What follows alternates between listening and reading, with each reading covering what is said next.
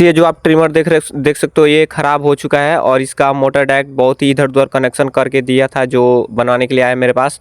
तो इसे मैं फटाफट से रिपेयर करने वाला हूँ। तो पहले सारा चीज़ को सोल्डिंग अनसोल्डिंग करके सोल्डिंग कर रहा हूँ, क्योंकि इसमें पूरा वायर जुड़ा हुआ है, यहाँ पर कोई सा भी सोल्डिंग नहीं हुआ है। तो मैं फटाफट से इसको सोल्डिंग कर लेता हूँ। उसके बाद इसका बैटरी चेक किया हूँ तो गाइस इसका बैटरी ख़राब था। तो मैंने एक न्यू मार्केट से बैटरी इसमें लगाने वाला हूँ, जो मार्केट में आपको 45 से 50 रुपये में इजीली मिल जाएगा। तो आप यहाँ पर नया डालकर देख सकते हो चल रहा है कि नहीं। तो यहाँ पर मैंने जिसे चालू किया गाइस बहुत ही मस्त वर्क कर रहा था।